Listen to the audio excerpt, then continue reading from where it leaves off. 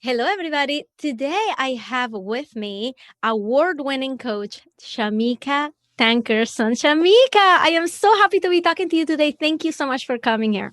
I'm excited to be here. Thank you for having me. Okay, as you know, I like to really dive into my guests' stories, like from the beginning. All right. And I know that part of it was, like I said, I'm just totally diving in. You having a teen pregnancy. And I'm just diving right into that moment because I usually ask people about, okay, tell me about when you were not an entrepreneur and what was that like? But your story of empowerment and standing in your own 2 feet started very early on. Can you please just walk us through what that was like? Oh my gosh, it's been so long. My daughter's almost 30 years old. So that's been quite some time. So I will tell you this. I always had been seen as someone who was on a trajectory to be successful. I was a high achiever in school. I got great grades. And so me becoming a teen mom was kind of like out of left field for most people. However, it was generational. And so I just remember this feeling of I failed Mm. and that I let people down. And that people who once saw me with promise started to look at me differently and steer me differently. And I remember kind of making a vow to myself that I was going to prove them wrong. And you would think, oh, that's an incredible, amazing thing. But it actually ended up being like the bane of my existence because my life was just this cycle of proving, right? Mhm. Just trying to always prove that I belonged, always prove that I was better than the average person. And, if you focus too much on other people instead of your own self empowerment, it doesn't really turn out that well. It can become consuming and it made me neglect some of the successes that I had had early on in my life. So it wasn't a fun thing. My daughter's incredible, and I did end up proving everybody wrong. That's how my story is beginning at this point in time. It's not ending just quite yet. However, the experience of how society looks at you and how they just start to predetermine that your life is now over because of a mistake. Can you tell everybody who doesn't know what do you do right now and who do you serve? Yeah. So right now, I am a mentor to mostly women. I have a few men in my community, but mostly women who are very ultra high achievers, but the shame of their past, the setbacks, failures, and disappointments of their past have them playing a much smaller game, kind of hiding in plain sight. I know that journey, right? I know the journey of being a phenom, being a giant, and kind of shrinking and not standing in your greatness. And so the work that I do, I usually tell people that I'm in an all out war against the wealth gap and against women, especially not trusting and knowing and owning the value that they bring to the table. And sales just happens to be my weapon of choice. What would you say to someone who's listening right now who may be down on their luck right now and they're looking at you as a source of inspiration and as a vision for their own life? What would you tell them?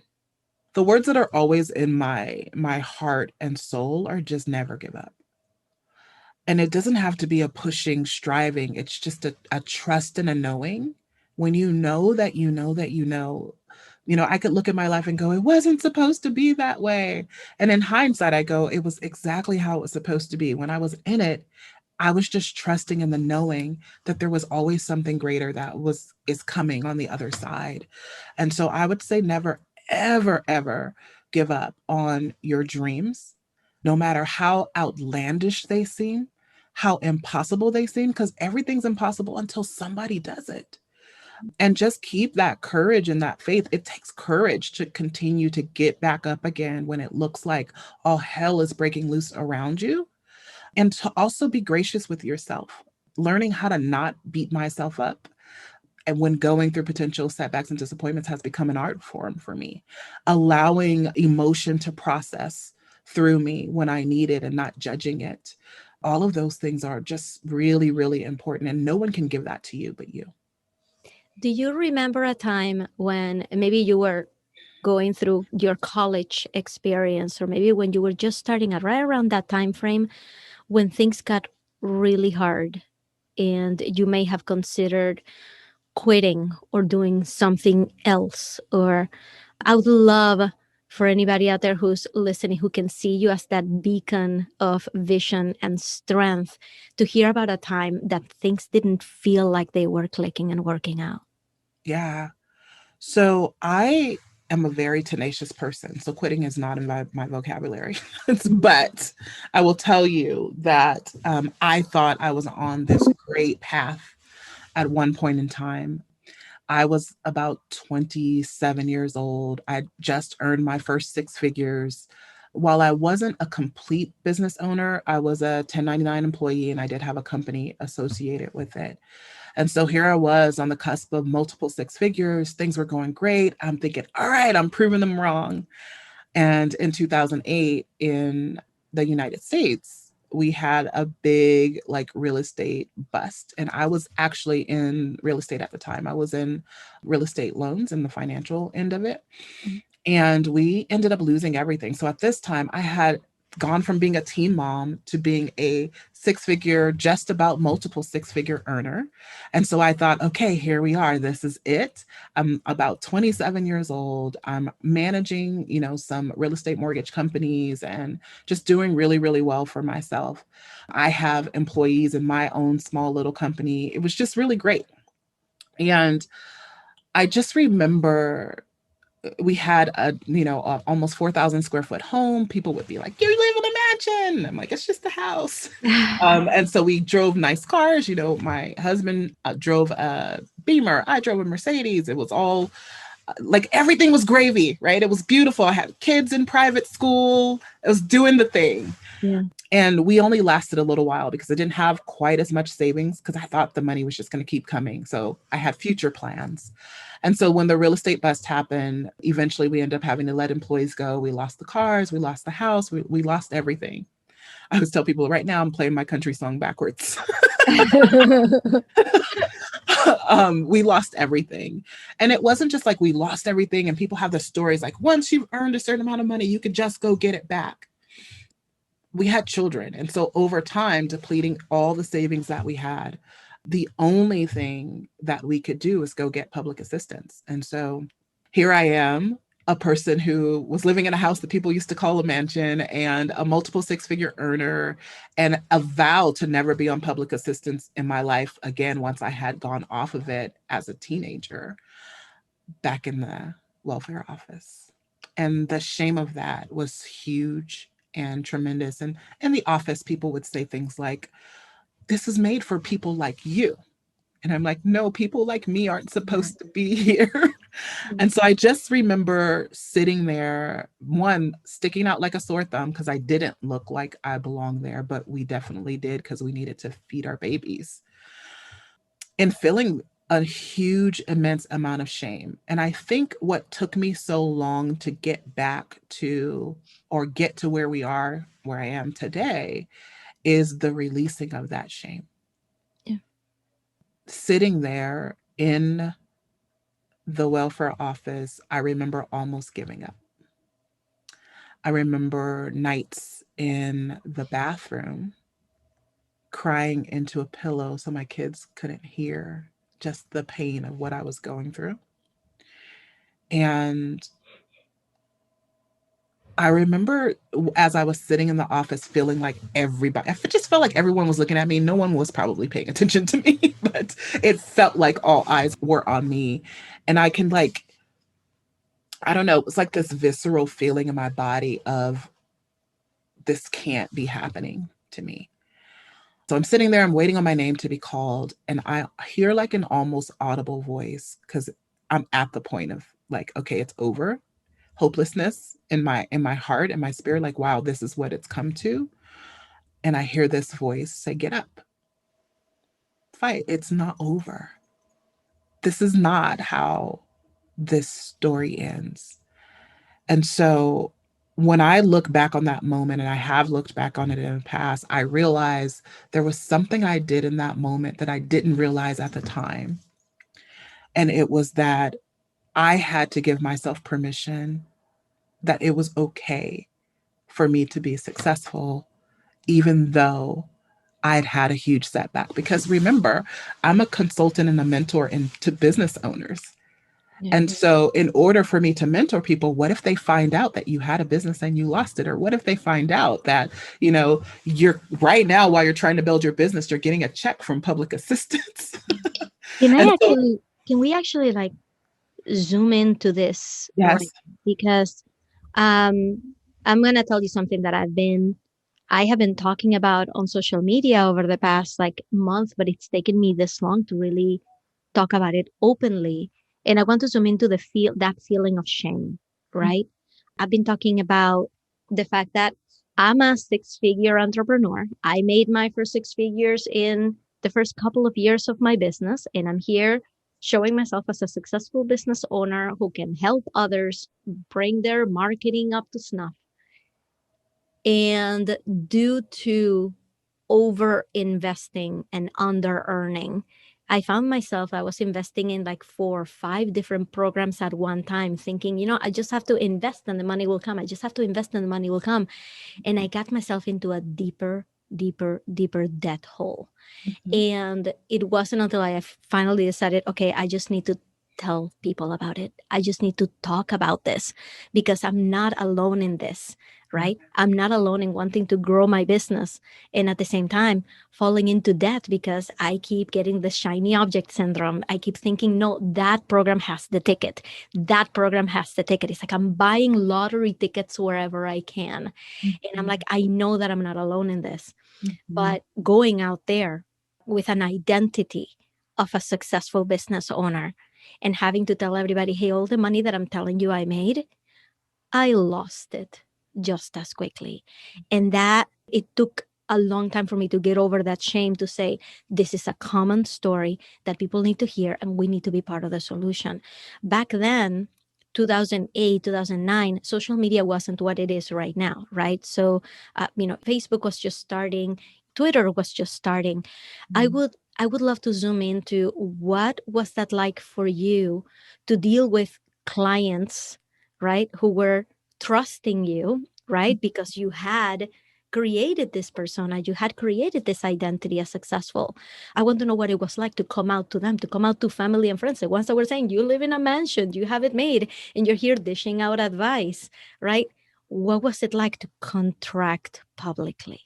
Yeah. I don't think I ever, in the moment where I allowed shame to run the show, I was pretending. Mhm. I struggled. My business struggled because on the outside, I was looking the part because I didn't want anyone to really know, like, okay, the real estate market busted, but I'm still doing something. I'm doing a thing. Mhm. And because I didn't want anyone to really know, on the outside, it looked like, oh, everything's going well. But on the inside, I was like, don't pay me. I'm not worthy. I don't really want a client. And I would do things. My behavior would be in alignment with that belief system and that structure. People would show up that wanted to pay me, and I would take forever to call them back because I had shame. And so for a long time, I struggled. And I love that you said that you came out, because it wasn't until I started telling this story that I'm sharing with you publicly. And people would go, oh my gosh, you're so courageous. But I had to put a name to it. Shame can only live in secrecy. Mhm. It can only live in secrecy. And so when you put a name to it, when you speak it publicly, it loses its power over your life. And what began to happen is I began to get healed, and people began to show up, and my life began to turn around. My business began to turn around. And so I would tell my story over and over and over and over again. It's a huge part of the work that I do today. The work I do today is because of the story that I'm sharing with you right now. Yeah. My business model is based on those permissions that I gave myself that day inside of the welfare office sitting there. And it's why my work is so powerful. And I would love for you to share. There were three permission slips that you gave yourself. I would love for you to share that understanding for everybody who's listening to us right now. The context is when you're really down, when there's shame, when you feel like you can't go on YouTube and tell your story because the shame is too great. These are the three permission slips that may be your way to get out of those feelings. What were those three permission slips, Shameca? So I want to say this, when I was in it, I didn't realize it. I went back and I looked over the moment and I realized these are the things that I had to do in order to pull out of this shame, this feeling of shame. And the first one was permission to trust my value, permission to trust that everything that I've always been, when I was a little girl, when I thought I was meant to impact people, all of that was still true. And that there was no failure, no setback, no disappointment or circumstance that could happen in my life that could devalue who I was created to be by divine design and the impact that I was meant to have on other people. Nothing could devalue that.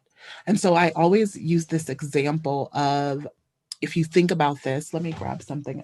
We'll use this. So we'll use this piece of paper that I have, and I'm just going to fold it up a little bit. So let's just pretend that this is $100 bill. Okay. So if I have $100 bill in my hand, how much is it worth? $100. Okay. And if I crumble it and ball it up, how much is it worth? Still 100. If I throw it on the ground and I stomp on it and I drag it all around the street, the house, how much is it worth? Still 100. And if I rip it a little bit and it's a little torn and battered and doesn't quite look like a brand new crisp $100 bill anymore, how much is it worth? Still 100. And by the way, I'm getting teary eyed because I feel like you're doing voodoo on my body. Like you're like throwing me around because like that, those internal feelings are there for all of us. It's such a beautiful lesson because we can give it to an inanimate object, right? But it's hard for us to give ourselves the sanctity or the dignity of that same experience, that your value does not change because you invested in too many programs and didn't have the money that you were making just sitting in a bank account, right? It doesn't change because I became a teen mom. And as a matter of fact, I would submit to you, if you think about it, over time, the older money gets, the longer it's in circulation, it actually has more value over time because we keep printing money, but this older money is more valuable. And what I realize is I was not just valuable or despite the things that I went through, but I was actually even more valuable to my clients and the people that I meant to impact now because of the things that I've been through. I love this so much. I should just like get myself $100 bill, crumple it up, and just have it posted on my wall as a reminder of this. I welcome everybody to do that. Be an amazing exercise, and just print out a picture of a $100 bill. It doesn't have to be a real one. So let me go back to your story, Shameca, because when you were in the welfare office and you decided these are the things that I'm gonna believe. Oh, you just went through one Yeah. of the permission slips. I'm sorry. Let's keep going with those. What are the other two? So the second one is permission to own my expert status. So there's a person, I always take a page out of this person's book. And so if I were to ask you, I do this everywhere I go, by the way. I ask Uber drivers, I ask all kinds of people when I travel to other countries, when I'm in Paris, I'm like, who is the greatest boxer of all time? Muhammad Ali. Exactly. No hesitation, no question, no, let me think about it. Then I follow up with a secondary question because it's amazing to me. It's like a phenomenon to me that everyone, I don't care how old they are, from the oldest to the youngest, 5-year old to 100 years old, always answer Muhammad Ali. Who said he was the greatest? He did. He did. There was no other person who crowned him the greatest. He did. In fact, he said, I said I was the greatest before I ever was, before I ever knew I was. I was just saying I was the greatest. Mhm. And so my page out of his book was, you are the one who determines your expert status, your level of expertise, your authority in the world. No one can really do that for you. No waiting on an invitation to play on the big kids' playground, to get invited to sit at the big kids table or the rooms or the stages that you want to be on. It starts within you. And so I had to give myself permission to claim myself the authority that I already knew myself to be, instead of sitting around waiting on someone else to say, oh, I see you and you are an authority. And so now you can rise to the occasion and help people. Right. Yeah. So I love his story, and I always just invite people to do that, to take a page out of his book. You are the only you there will ever be. And while there may be other people who do the type of work that you do in the world or who have a similar storyline as you, no one has your fingerprints. No one has your tone of your voice. It's all you. No one has your lived experiences. And that is what makes you powerfully impactful to those to whom you are an answer to prayer, and they are your divine assignment. Sorry, and I just want to compliment and on my end, it also took a quick realization to see that I can still teach. I have a ton of value to give that has nothing to do with how well or poorly I managed my debt. I managed my shiny Yes, object syndrome. There is so much that I have to give that I can teach and that I can help people get results with absolutely. that has nothing to do with that. So, standing in my expertise was one of the big things that helped me survive this. So, Yeah. what was permission number three? So the last one was probably the toughest because remember, I was hiding in plain sight. I was like, I have a business, I want clients, don't pay me, right? That was that this thing going on. And so it was stop hiding and sell more. Stop hiding and loudly proclaim that your doors are open and that you can help and support people. So many people do the actions of doing business, but secretly are pushing clients away or do the actions of being seen as a business owner, website, business cards, all of those things, but quite frankly, never invite people to work with them. Yeah. And so for me, it was stop hiding in plain sight and sell more often to more people, just loudly and proudly over and over and over again, letting people know my doors are open. I can support you. My doors are open. I can support you. My doors are open. I can support you. And it changed everything. Yeah. And I just want to say this totally out loud. You're so right in that I've been guilty of this, of putting myself out there so much, right? And I have a podcast and I have all the great social media account and I have all these things. And I would talk to my husband. I'm like, I haven't made any money this month. And he's like, why? I'm like, I know exactly why, because I haven't sold anything. Somehow we think that, oh, as long as I do all the right things, the money's going to come. You guys, that's going to be true as long as you're actually inviting people to work with you relentlessly, consistently, all the time. People have to be able to understand what you do so Mhm. that they want it, so that they can accept your invitation. Because it's few or far between the opportunities where people are knocking on your door and saying, I want to work with you. It does happen, but we don't rely on that. We rely on invitation and acceptance, invitation and acceptance. So thank you for saying that out loud so everybody can hear it, even for people in the back. Those are so powerful, those lessons. I think in 2011, I met Adam Urbanski, who is another guest on your podcast. And Adam is a huge part of my story. Would you like to tell us that Oh story? gosh, he's a huge part of my story. He's been my coach and mentor since then. Mhm. And he still is today. So we do a lot of crying together because he's been on this journey with me this entire time. And, we haven't talked about it, but, I'm now running a multi-million-dollar business. And gosh, you got me all messed up today. So this past year was doing an event. We did a virtual event that I usually do live. It's called Game on Live, but because of COVID, we had to do it virtually.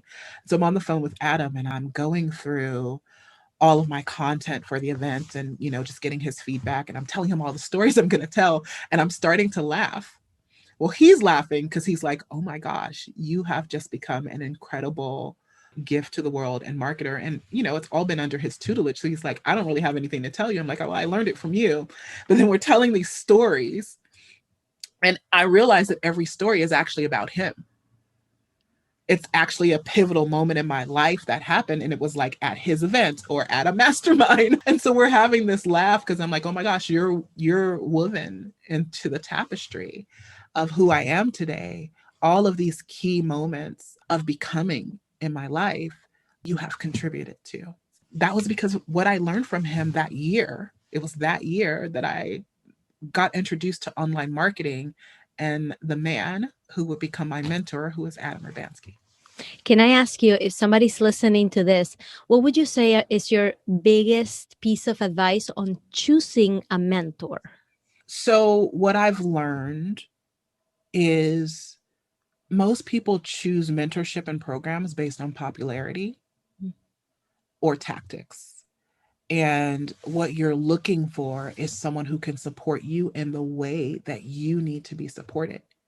There's no sense in joining a program that's all video if you need to talk to someone and bounce ideas off people in order for you to get it, Mm. right?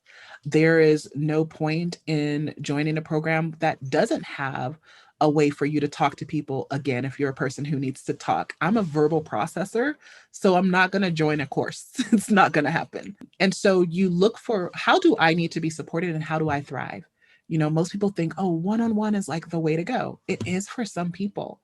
But for me, I thrive in community. So I'm also looking for community that I can feel safe and at home in, and community that there are people who are all various levels, but there are definitely people who cause me to rise to the occasion and that are at a much higher level, because that has been something that has catapulted me forward, being able to see what other people are doing and go, oh wait, if they can do that, I can do it too. Borrowing their belief, someone who uplifts and doesn't tear down. There are too many people, because they want to feel powerful or special or important, they spend their time cutting everyone down. I can point out all the ways that you do everything wrong.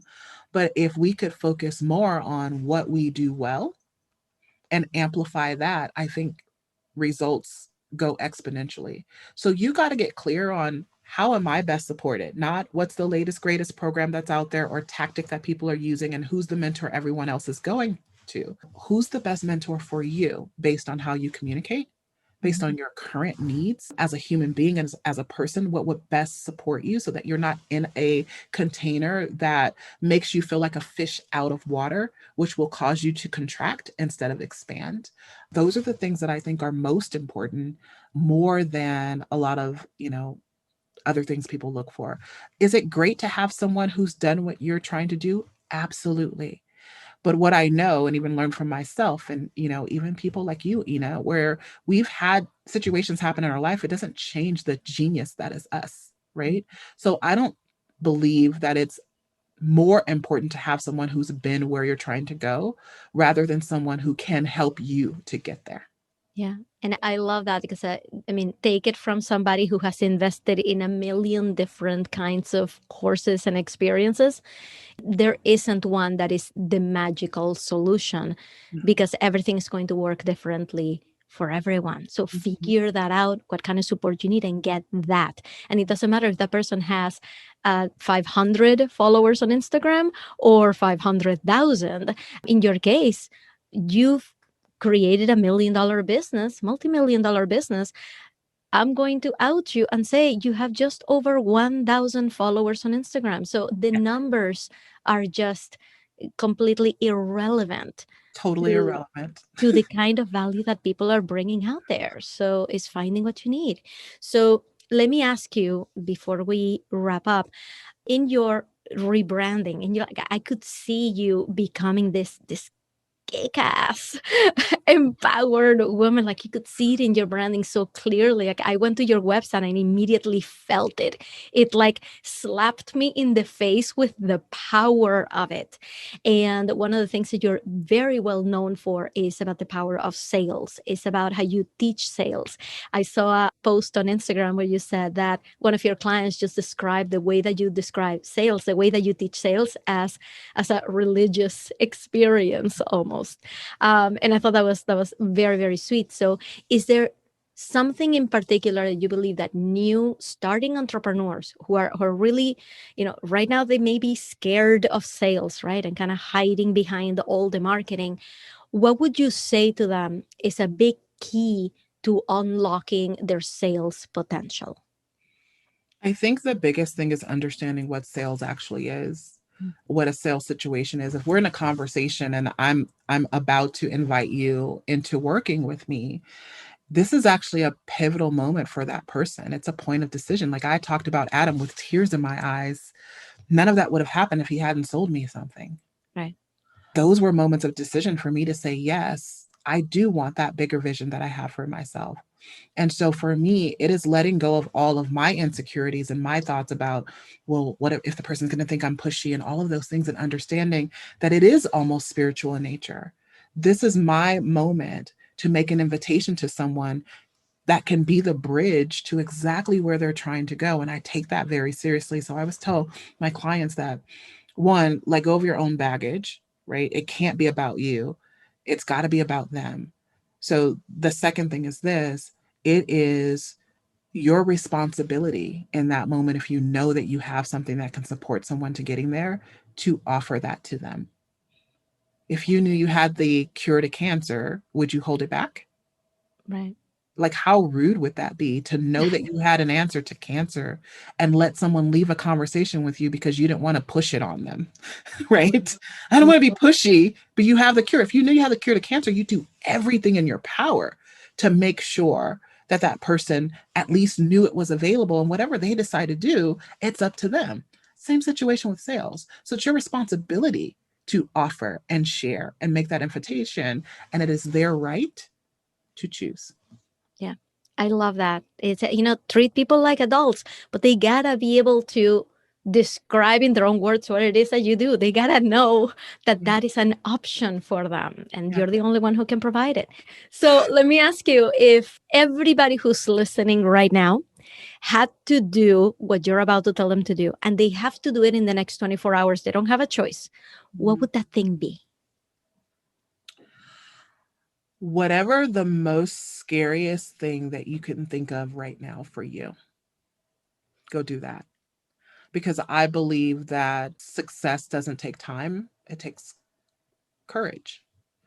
And the more courageous you are, the more you work that courage muscle. I believe that every dollar that we make is a time that we say yes to courage. It's a reflection of the time that we say yes to courage. Not asking for the sale, it's because you're not acting in courage. Not wanting to sell is because you're not acting in courage. Not wanting to get on live video, all of those things have to do with courage. And so if you can think of the scariest thing, whatever you just thought of, whatever that was, not the second thing, but the first thing, go do it, and go do it sooner rather than later, and keep following courage over and over and over again. Do the next courageous thing and the next courageous thing and the next courageous thing. And then when you wake up, your life will be completely different. I love that. It's almost like what they say, that your success is measured in the number of difficult conversations that you're willing to have. It's Absolutely. always doing the hard, right thing. So, Shameca Tankerson, this has been an incredible treat for me. I'm so grateful that you decided to do this. So, where can people follow you and find you online? So I hang out, because I'm old, mostly on Facebook. So Facebook is my world. It's where I am. You can find me on Instagram as well, but Facebook is where I have my hands and everything. So follow me over there. Shameca Tankerson is I'm across all platforms on social media as Shameca Tankerson. You can also go to shamecatankerson.com. We are in the middle of a rebrand. So in the next 60 days ish, you're going to see another powerful explosion of this new version of who I've become as of late. I'm excited about that as well. But shamecatankerson.com, you'll always be able to find me there. Find me there. I have lots of free content that you can engage in. I have some goodies that you can access as well. And I would love to have you come hang out with me and my community. Thank you so much, Shameca. It was a real treat. Thank you. This was a fun conversation.